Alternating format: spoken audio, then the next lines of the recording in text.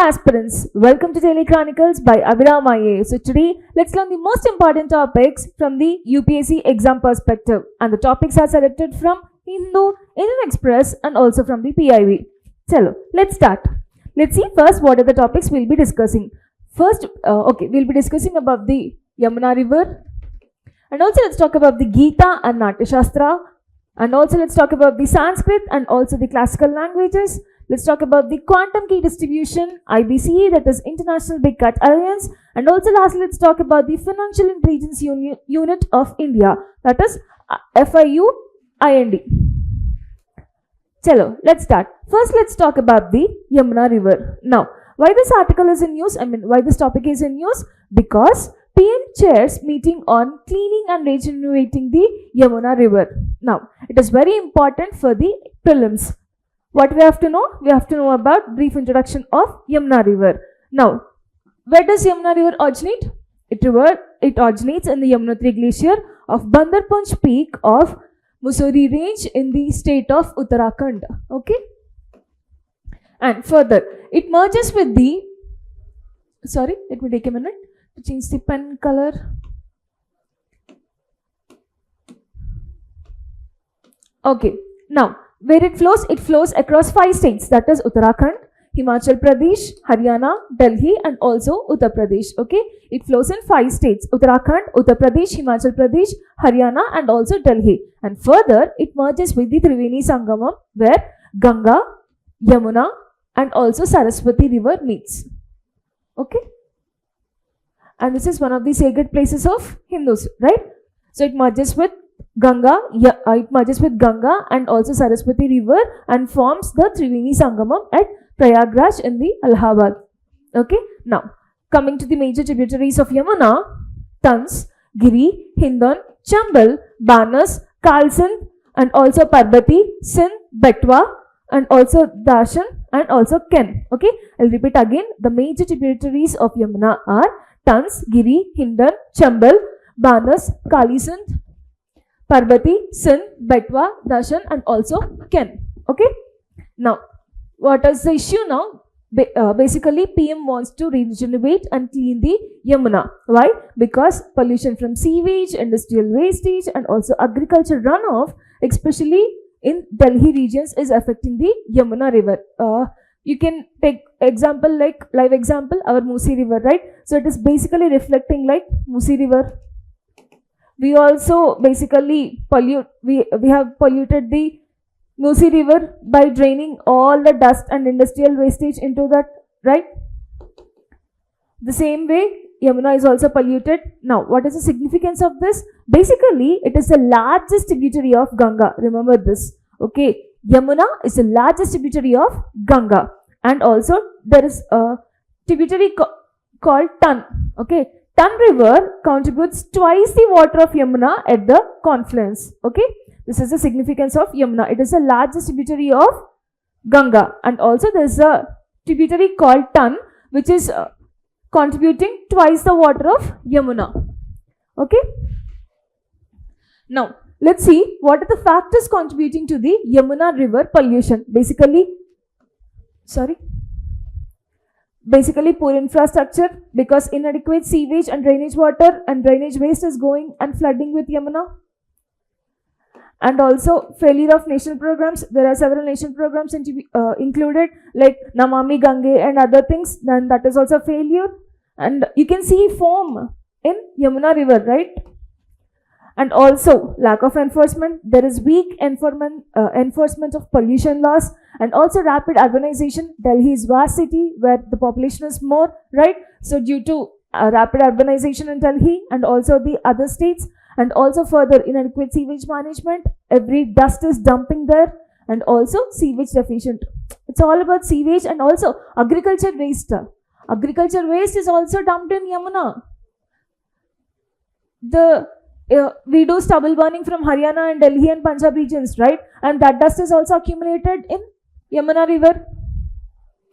And now let's see what are the government is taking the initiatives to regenerate the Yamuna River. Okay, 1 minute. Let me change the pen color again. It's not visible. So, Namami Gange program, we have been implemented for regenerating Ganga and also Yamuna rivers. And also National Mission for Clean Ganga. It is a 5-tier structure program for the pollution prevention and control. Now, see, you can get a doubt. Here I am talking about Ganga. But you have to also remember Yamuna is the largest tributary of Ganga, right? So, in National Mission for Clean Ganga and also Namami Gange program, Yamuna is also included. And also National River Conservation Plan and also National Water Monitoring Program for cleaning Yamuna. That is a program to monitor and access the water quality of the rivers. And also Vision for 2030. What is aiming for? It is aiming for clean rivers and also safe drinking water with the efficient water use. So these are the programs. These are the government efforts for river conservation and sustainability. I'll repeat for you again.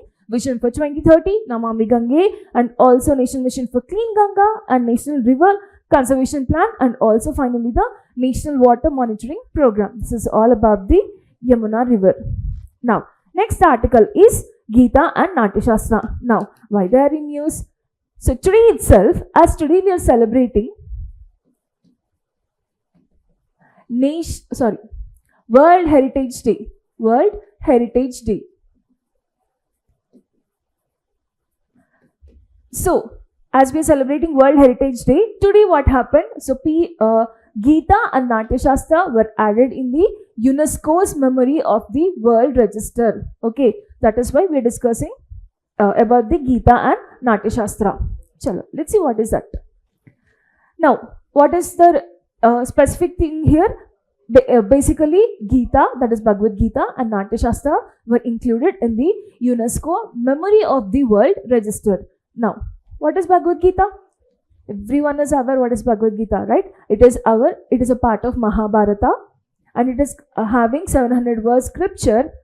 Basically consists of philosophical teachings on duties, rights, and also devotion.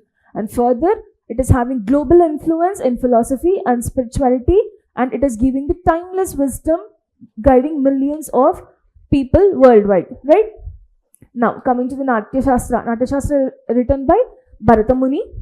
Okay, what it consists of? It consists of arts like in dance, music, and also theater arts, and it is providing a comprehensive guide on acting on stages and gestures like mudras, and also different costumes for different dances, and also it is influencing the global dramatic traditions, right? This is the significance of Natya Shastra. So Natya Shastra is written basically by Bharata Muni, which includes dance, music, and also theater arts, and it is providing a comprehensive guide on acting on stages, and also gestures, that is mudras, and also different costumes belonging to the different dances. Now, what is significance of this for India? Basically, this recognition of India, they have recognized our India's culture and also artistic contributions, and also we have got the global acknowledgement of the India's intellectual heritage, right? And further, it is also encouraging the preservation and dissemination of the world heritage. Further, it is also strengthening the cultural pride of India, right? Now, let's also see the other UNESCO's memory of the World Register. Okay, there are like around 6. First is Sangam literature in the year 2007, Mughal records, and also Indian Ocean trade and cultural links, and also oral tradition of baths of Rajasthan. This is important. Please to remember this. And also archives of Indian National Congress and Ramayana and Mahabharata. Okay, these are the things. Other things which are included in UNESCO's memory of the World Register. What have been included today? That is Gita and Natya Shastra, right? And what are the other? Sangam literature, Mughal records, Indian Ocean trade and cultural links, and other one is oral traditions of baths of Rajasthan, and also archives of Indian National Congress, and also further Ramayana and Mahabharata. Now, the next article is about the Sanskrit and classical languages. Now, why it is in use? So basically, Lok Sabha Speaker has said that Sanskrit is not merely a classical language, but also a profound medium of scientific inquiry, said by the Lok Sabha Speaker. Now, in this context, let's talk about the Sanskrit, and also let's see what are the other classical languages. Now, we all know Sanskrit is an ancient language, right? So it is one of the oldest and most influential languages in the world. Now, the important thing here is it belongs to the Indo-Aryan branch of Indo-European language family. Okay, it belongs to the Indo-Aryan group of languages. Now, what is the culture and religious significance? Basically, Sanskrit is a language of important Hindu scriptures like Vedas. Vedas are written in Sanskrit, Upanishads, and also Bhagavad Gita is written in Sanskrit, and other our Hindu spiritual text. And also, it is a cornerstone of Indian philosophy and spirituality and also literature. Now, UNESCO has recognized Sanskrit as one of the classical languages of India, reflecting its importance in the global context of ancient languages. This is the significance of Sanskrit, right? Now, Sanskrit is one of the classical languages of India. Let's see what are the other classical languages. So, basically, Tamil, Telugu, Malayalam, Sanskrit, Kannada, and Odia. These are the previously recognized classical languages, but newly recognized classical languages are Marathi, Bengali, Assami, Pali, Prakrit. Remember this. These are the new ones to be included in the list. That is Marathi, Assami, Bengali, Pali, and Prakrit. Right? These 5. What are the old? Tamil, Telugu, Sanskrit, Malayalam, Kannada, and Odia. Okay, 6 plus 5. Totally 11. Right? Now, let's see some of the important Sanskrit literature books from the ancient India. So, Panini has written Astadhyayi in Sanskrit, which is a Sanskrit grammar text. Okay? Remember, Panini has written Astadhyayi. In prelims, you have seen number of questions have been asked like which book is related to whom, and it is written in which language. So, Panini has written Astadhyayi, which is a Sanskrit grammar text, and Patanjali has written his Yoga Sutras, which are basically belonging to the philosophical text on yoga. You can see Yoga Sutras, philosophical text on yoga, and also he has written his Mahabhyasa, which is a commentary on this Panini's grammar. Okay, remember this. Patanjali has written Yoga Sutras, and he also written Mahabhyasa. What is Mahabhyasa here? This is a commentary on Panini's grammar. Okay, what Panini has written? Astadhyayi, right? And now further, Kalidasa has written Shakuntala, Vikramor Vijaya, and also Kumara Sambhava and Raghuvamsha in Sanskrit, right? Remember, Kalidasa has written Shakuntala, Vikramor Vijaya, and also Kumara Sambhava and Raghuvamsha in Sanskrit languages, okay? And Basa has written Swapna Vasavadatta in Sanskrit language, and it is dealing like Vasavadatta's dream. Okay, Vasavadatta and dream. You can see here, Swapna Vasavadatta, that means dream of the Vasavadatta. Okay, written by Basa. And Ashwagosha has written Buddha Charitra, which is the life of Buddha, like life of Buddha. Okay, and also Varahi has written Kirtarjanya, which is the combination of Arjuna and also Kirata. And also Maga has written Shishupala Vada, which is like slaying of Shishupala. Okay, these are the important Sanskrit books belong to the ancient literature. Now, further, let's talk about the quantum key distribution. What is this quantum key distribution? Now, why it is in use? Basically, because C. Dot and Sterile Technologies Limited achieves India's first key quantum distribution over multi-core fiber. This is the article. Now, in this article, it is important to know about what is basically quantum key distribution. What is quantum key distribution?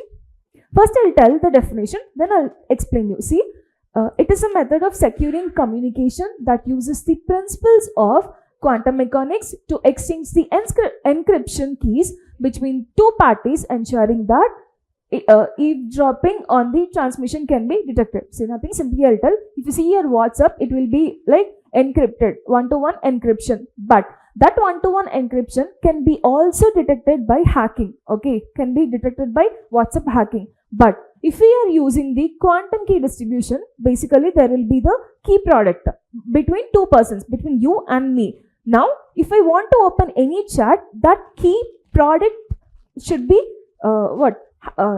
it has to be solved first. Then you can read the messages. Basically, it is very safe. Only you and me can have that option to open, and no one can read our messages. So basically, it is used for security purposes. like same like encryption keys, okay, where no one can hack that.